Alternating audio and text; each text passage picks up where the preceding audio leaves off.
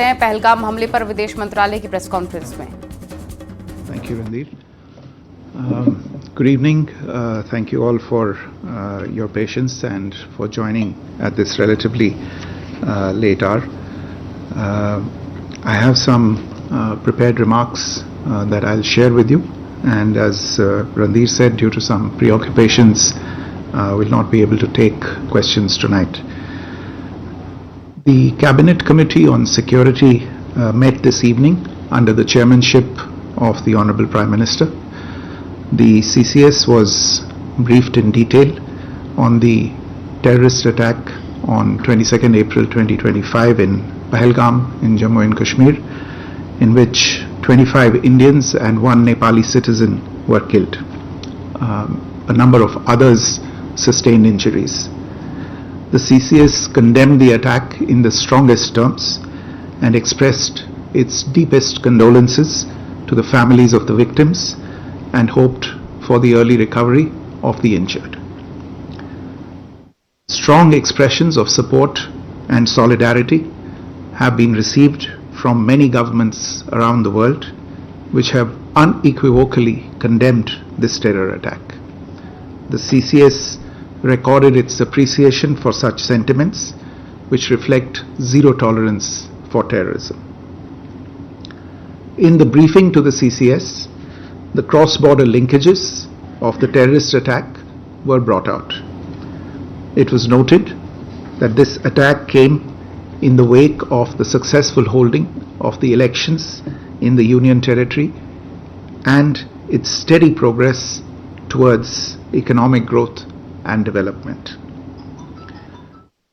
Recognizing the seriousness of this terrorist attack, the CCS decided upon the following measures. 1. The Indus Waters Treaty of 1960 will be held in abeyance with immediate effect until Pakistan credibly and irrevocably abjures its support for cross-border terrorism. 2. The integrated checkpost Atari will be closed with immediate effect. Those who have crossed over with valid endorsements may return through that route before 1 May 2025. 3. Pakistani nationals will not be permitted to travel to India under the SAARC visa exemption scheme visas. Any SVES visas issued in the past to Pakistani nationals are deemed cancelled. Any Pakistani national currently in India under SVES visa has 48 hours to leave India. 4. The Defence, Military, Naval and Air advisors in the Pakistani High Commission in New Delhi are declared persona non grata. They have a week to leave India. India will be withdrawing its own Defence, Navy and Air advisors from the Indian High Commission in Islamabad. These posts in the respective High Commissions are deemed annulled. 5 support staff of the service advisors will also be withdrawn from both High Commissions. 5. The overall strength of the High Commissions will be brought down to 30 from the present 55 through further reductions to be effected by 1st May 2025. The CCS reviewed the overall security situation and directed all forces to maintain high vigil. It resolved that the perpetrators of this attack will be brought to justice and their sponsors held to account. As with the recent extradition of Tahawur Rana, India will be unrelenting in the pursuit of those who have committed acts of terror or conspired to make them possible. Thank you very much. Thank you, ladies and gentlemen. With that, we come to the closure of this press briefing. Thank you very much.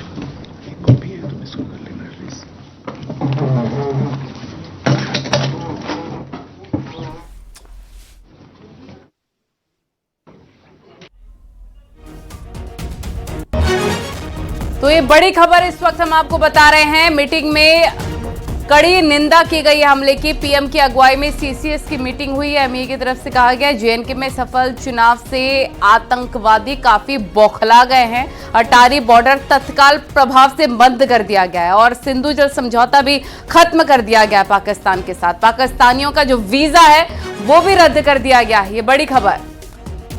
CCS ने हमले की कड़ी निंदा की है और कई बड़े फैसले लिए गए, वो लगातार आपको बता रहे हैं। इस मीटिंग के बाद में सीसीएस की तरफ से जानकारी दी गई कि निष्पक्ष चुनाव हो रहे हैं जिससे आतंकी बौखलाए हुए हैं और सिंधु जल समझौता भी खत्म कर दिया गया है। इसके अलावा पाकिस्तानियों का वीजा भी रद्द कर दिया गया।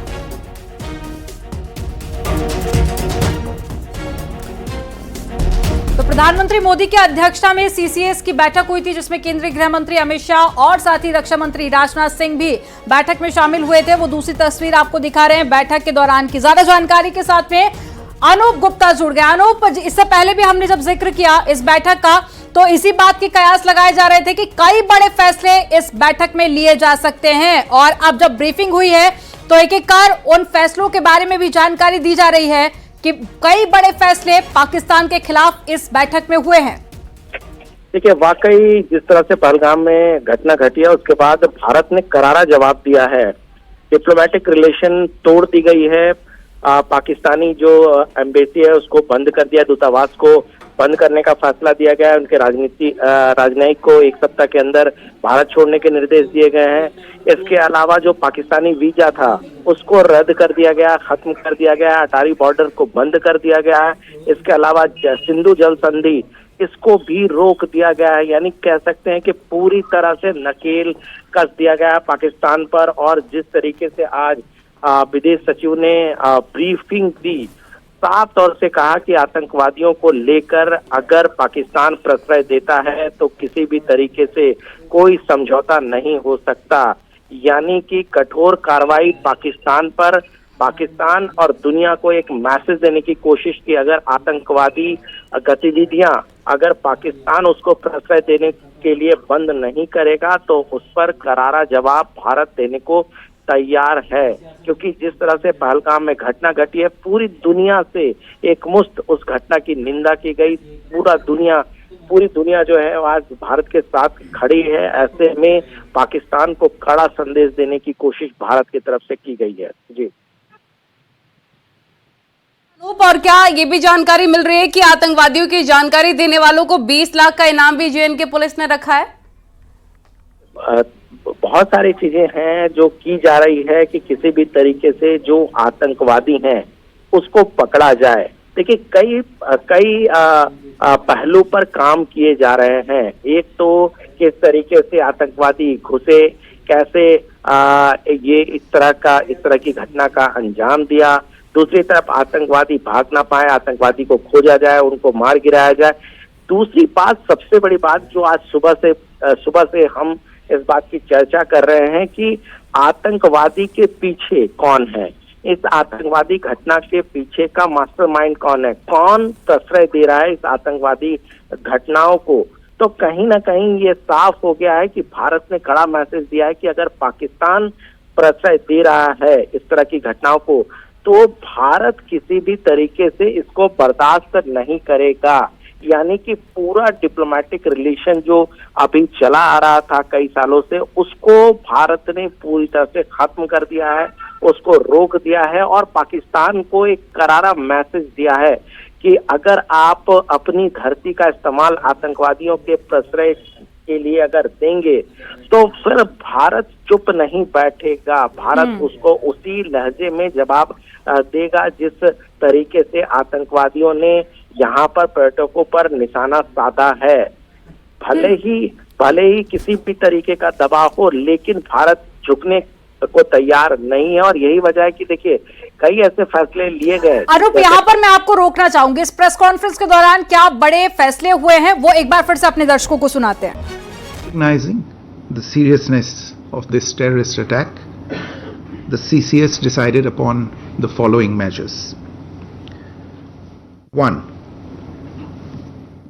The Indus Waters Treaty of 1960 will be held in abeyance with immediate effect until Pakistan credibly and irrevocably abjures its support for cross-border terrorism.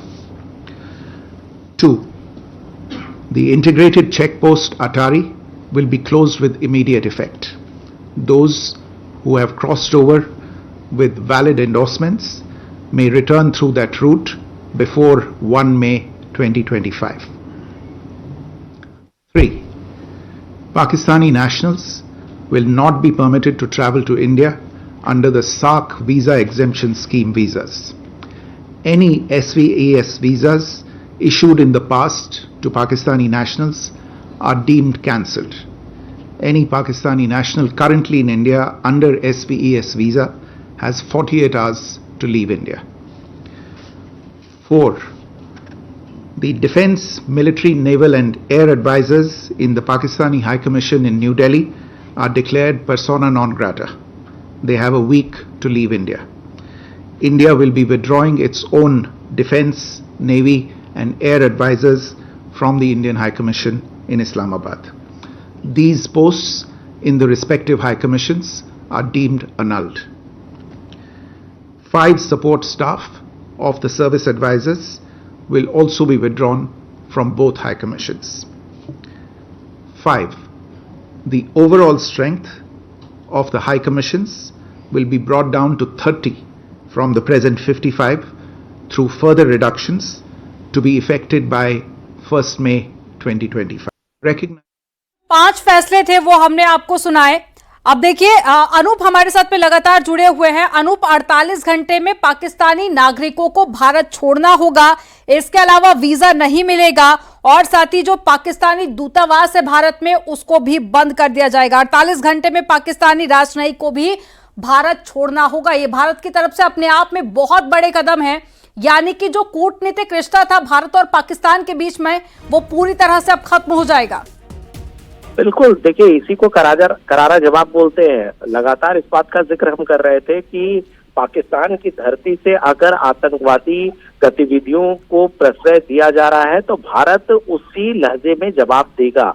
और यही वजह है कि सारे राजनयिक संबंध जो हैं एक तरह से उसको तोड़ दिया गया है। सिंधु जल संधि बहुत बड़ी संधि है, इसको रोक दिया गया।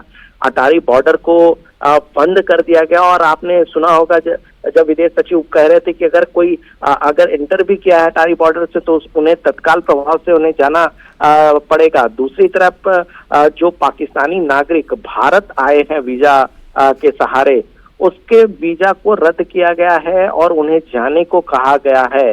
दूसरी तरफ जो दूतावास है वो उसको बंद कर दिया गया है और वहाँ के जो सपोर्टिंग स्टाफ है उसको 30% तक लाया गया है कि अपने आप में ये बड़ा फैसला कह सकते हैं। यानी कि पाकिस्तान को ये पाकिस्तान दुनिया के सामने पाकिस्तान को दर्शाया गया है कि अगर आपकी धरती से आतंकवाद को प्रश्रय दिया जाएगा तो उसका मुंहतोड़ जवाब देने के लिए भारत तैयार बैठी है।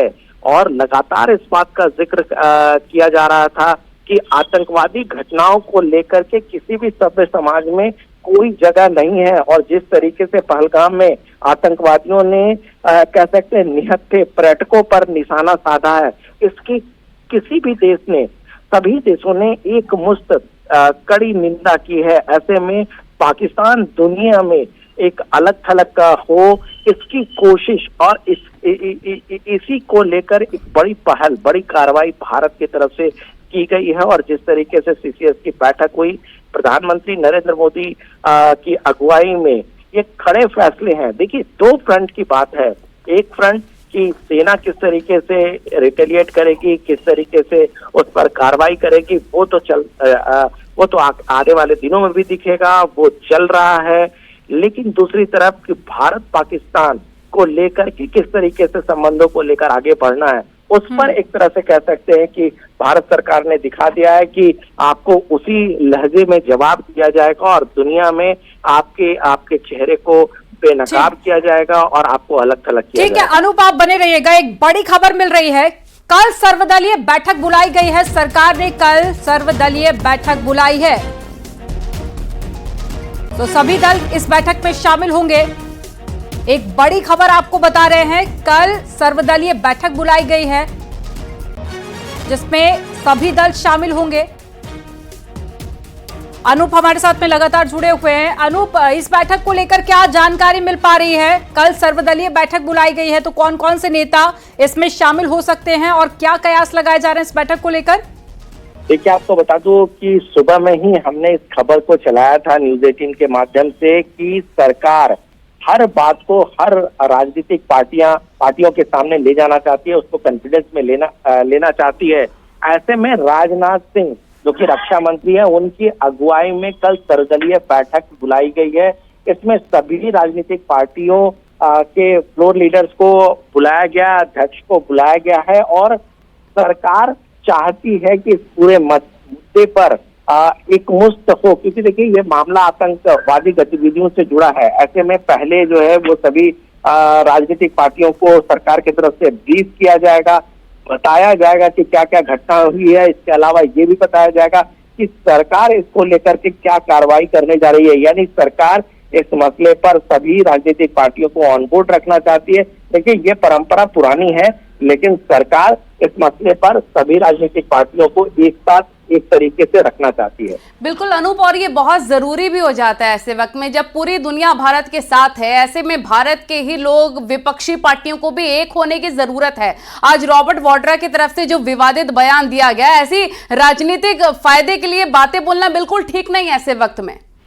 देखिए, रॉबर्ट वाड्रा का बयान कह सकते हैं कि निजी बयान हो सकता है। अभी तक आधिकारिक रूप से चाहे वो राहुल गांधी हो या मल्लिकार्जुन खड़गे हो या किसी अन्य पार्टी के बड़े नेता हो, किसी ने भी इस घटना को लेकर सरकार को कटघरे में नहीं खड़ा किया। राजनीति अपनी जगह है, सभी अपने तरीके से चलता है, लेकिन सभी जानते हैं कि आतंकवादी घटनाएं हैं या आतंकवाद को लेकर के इसमें राजनीति लाना किसी भी तरीके से सही नहीं है।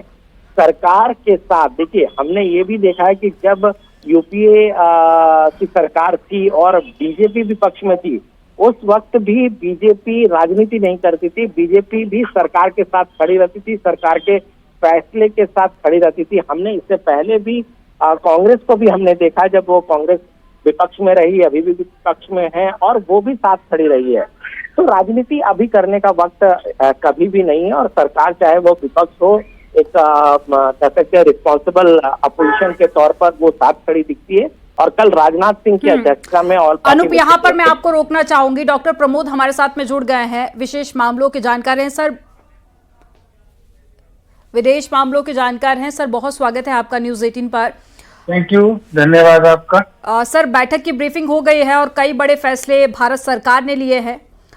इन फैसलों का क्या असर आप पाकिस्तान पर देखते हैं और कितने बड़े फैसले ये अपने आप में आप भारत सरकार की तरफ से मानते हैं? नहीं, जैसी घोषणा हुई है, अगर ऐसे फैसले ये इम्प्लीमेंट हो जाए तब तो असर होगा, लेकिन मुझे नहीं लगता कि ऐसे ये सब कुछ इम्प्लीमेंट कर पाएंगे। देखिए, जहां तक सिंधु वाटर ट्रीटी की बात है, वो उसमें वर्ल्ड बैंक इन्वॉल्व है, वर्ल्ड बैंक की गारंटी है उसके अंदर। तो ये तो सिर्फ एक हवाई बात होगी मेरे ख्याल से कि हम सिंधु वाटर ट्रीटी को एकदम मानने से इनकार कर दें। ऐसा संभव नहीं लगता। बाकी सरकार है, सरकार में सब कुछ पावर्स हैं, होने को तो युद्ध भी होते हैं और सारी बातें होती हैं। तो ऐसा लगता है कि जिस तरीके की घोषणाएं की गई, जैसे चुनाव से पहले वो क्या कहते हैं, लोक लुभावन वायदे, क्योंकि हमारी भावनाएं, भारत के नागरिकों की और पूरे देश की भावनाएं इस टाइम बहुत द्रवित हैं और दुखी हैं और वो चाहते हैं कि इसका कोई इमीडिएट कोई ना कोई बदला लिया जा सके। लेकिन इस तरीके से वन वे जब इंटरनेशनल पॉलिसीज में जाते हैं हम, या जब हमारे ऊपर इंटरनेशनल प्रेशर्स होते हैं, तो फिर ऐसा होना पॉसिबल नहीं हो पाता। फिर भी देखना चाहिए। हाँ, उसको ये कर सकते हैं, जो हमारे डिप्लोमेटिक रिलेशंस हैं उसको खत्म कर सकते हैं या उसको और डाउनग्रेड कर सकते हैं। ऑलरेडी पाकिस्तान की तरफ से 2019 में डाउनग्रेड कर दिए गए थे और उसको भारत चाहे तो उसको शट डाउन कर सकता है। लेकिन इन सब बातों के पीछे हमें एक मानवीयता का भी ध्यान रखना चाहिए। हमारे यहाँ करीब 25 से 30 हजार ऐसे परिवार हैं जहाँ की बेटियां इंडिया में ब्याह कर आई हुई हैं, वो इंडिया में ही रहती हैं। लेकिन चूंकि हमारी पॉलिसी ऐसी नहीं है तो हमने अभी तक उनको सिटीजनशिप नहीं दी है।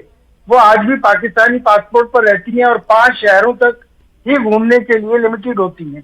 तो अगर हम उनको ऐसा कोई ऑर्डर देते हैं कि वो 48 आवर्स में यहाँ से निकल जाएं, तो कितनी तकलीफ होगी है कि अमानवीय कृत्य हो जाएगा, उसके ऊपर फिर अंतर्राष्ट्रीय प्रभाव भी पड़ेगा, अंतर्राष्ट्रीय दबाव भी पड़ेगा, फिर भी देखना होगा और आने वाले 24-48 घंटे में देखते हैं। लेकिन मुझे लगता है जिस तरीके से आज ट्रंप ने यू टर्न लेकर चाइना के ऊपर अपने सभी टैरिफ वापस ले लिए, तो यू टर्न तो कभी भी लिए जाते हैं, राजनीति में कोई शर्म की बात थोड़ी होती है। तो यानी कि डॉक्टर प्रमोद आप ये कह रहे हैं कि ये जो फैसले लिए गए हैं वो प्रैक्टिकली पॉसिबल नहीं है इम्प्लीमेंट कर पाना ऐसे वक्त में? कि मेरा मानना यही है कि इतना इजी नहीं है इनको इम्प्लीमेंट करना, और अगर इसको इम्प्लीमेंट करते हैं तो ये युद्ध की परिणति तक भी जा सकते हैं, जो संभव नहीं होगा। क्योंकि दक्षिण एशिया को अगर हम प्रॉक्सी बना लेंगे या महाशक्तियों का अखाड़ा बना लेंगे, ये तो पूरी दुनिया जानती है कि चीन और अमेरिका आमने सामने है, तो अगर हम इसको भी ऐसा बना लेंगे तो आप ये उम्मीद ना करें कि अमेरिका हमारे साथ खड़ा हो जाएगा या हमें कोई मदद कर देगा, क्योंकि ट्रंप की अपनी पॉलिसी यही है कि वो किसी भी प्रकार के युद्ध नहीं चाहते पूरी दुनिया में। और न्यू वर्ल्ड ऑर्डर में भी कुछ इसी तरीके की बातें सुनने में आती हैं। जो भी डीप स्टेट है वो भी यही चाहते हैं कि अब युद्धों का और मिलिट्री कॉम्प्लेक्स को खत्म करके बिजनेस कॉम्प्लेक्स की तरफ जाया जाए। बिल्कुल प्रमोद जी, मुझे नहीं बहुत लगता बहुत कि शुक्रिया आपका जुड़ने के लिए और बातचीत करने के लिए। ये 10 बड़ी बातें लगातार न्यूज़ 18 आपको बता रहा है।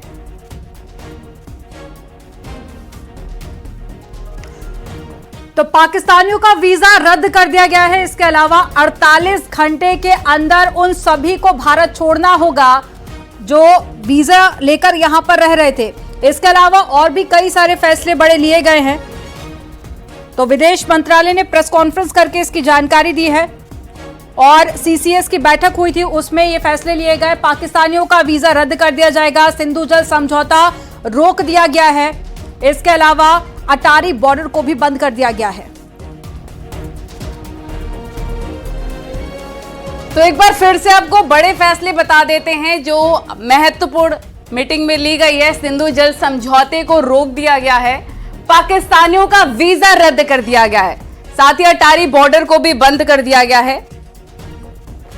सीसीएस की बैठक के बाद एमईए की महत्वपूर्ण प्रेस कॉन्फ्रेंस हुई थी और ये बहुत ही बड़ी कार्रवाई मानी जा रही है। पाकिस्तान के खिलाफ अब तक का सबसे बड़ा फैसला भारत ने लिया है।